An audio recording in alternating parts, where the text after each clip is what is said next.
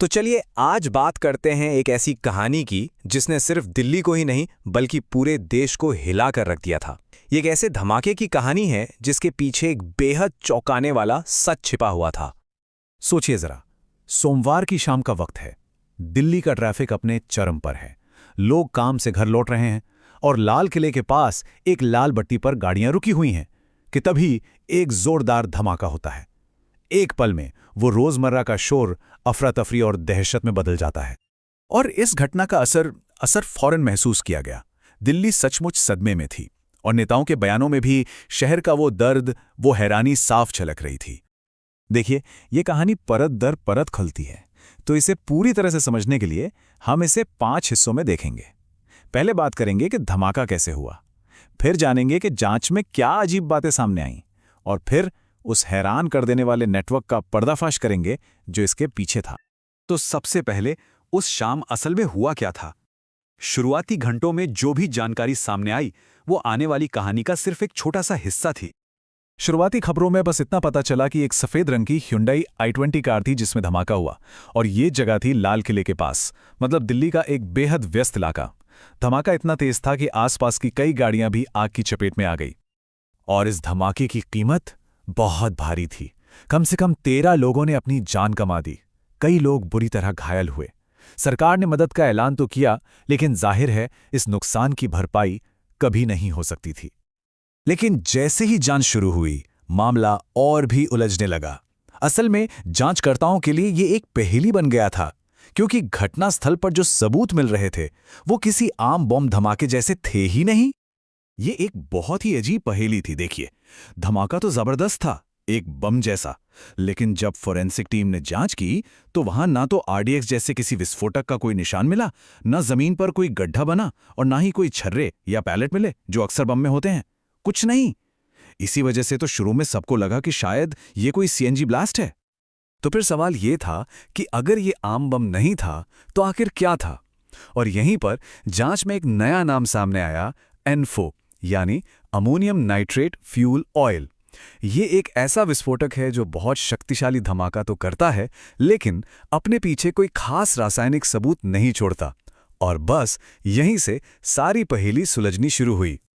और जैसे ही एनफो की थ्योरी पर काम शुरू हुआ, पूरी कहानी ने एक ऐसा मोड़ लिया जिसकी किसी ने उम्मीद नहीं की थी। अब इस मामले के तार जुड़ने लगे थे सीधे कश्मीर से, और हफ्तों पहले हुई कुछ घटनाएं अचानक बहुत जरूरी हो गई। इस टाइमलाइन को देखिए, इससे सारी कड़ियां जुड़ जाती हैं। सब कुछ शुरू हुआ श्रीनगर में जैश-ए-मोहम्मद के कुछ पोस्टरों से। पुलिस ने जांच की तो सीसीटीवी में एक संदिग्ध दिखा, डॉक्टर आदिल। उस सुराग के आधार पर पुलिस पहुंची फरीदाबाद में एक और डॉक्टर मुजम्मिल के घर। और वहां उन्हें जो मिला उससे साफ हो गया कि यह कोई छोटा मोटा मामला नहीं है। दिल्ली का धमाका तो बस इस कहानी का आखिरी हताश पन्ना था। तो इसका मतलब क्या है? इसका मतलब यह है कि यह धमाका शायद एक सोची समझी योजना का हिस्सा नहीं था, बल्कि घबराहट में उठाया गया एक कदम था। जब आतंकियों को लगा कि पुलिस उन तक पहुंच चुकी है, नेटवर्क का भंडाफोड़ हो गया है, तो उनमें से एक ने डर के मारे समय से पहले ही धमाका कर दिया। इसे ही पैनिक ब्लास्ट कहा गया। और अब आते हैं इस कहानी के सबसे ज्यादा परेशान करने वाले हिस्से पर। यह खुलासा कि आतंकवाद के लिए सम्मानित समझे जाने वाले पेशों को एक ढाल की तरह इस्तेमाल किया जा रहा था। इस आतंकी मॉड्यूल के सदस्य कौन थे? ये कोई आम अपराधी नहीं थे। ये थे डॉक्टर्स और प्रोफेसर्स। जी हां, पढ़े लिखे लोग जो समाज में एक सम्मानित जगह रखते थे।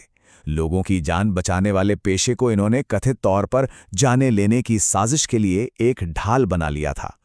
जो सवाल उठता है कि ये सब लोग मिले कहां, इनका अड्डा कहां था, और जांच की सुई पहुंची फरीदाबाद की अल फलाह यूनिवर्सिटी पर, जहां इनमें से कई लोग काम करते थे। और इसने एक बहुत ही गंभीर सवाल खड़ा कर दिया कि कैसे एक शिक्षा का संस्थान कट्टरता और भर्ती का केंद्र बन सकता है।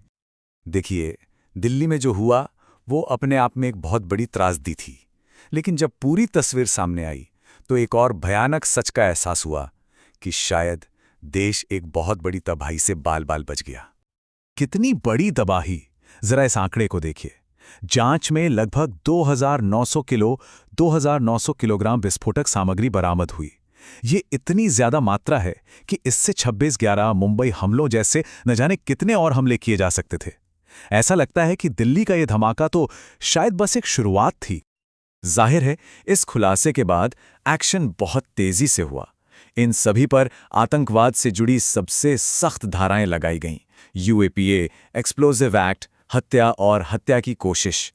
और अब ये पूरा मामला देश की सबसे बड़ी जांच एजेंसी एनआईए के हाथों में है।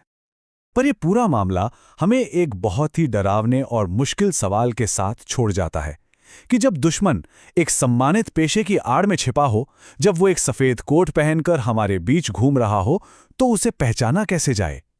ये शायद आज के दौर के आतंकवाद की सबसे बड़ी चुनौतियों में से एक है।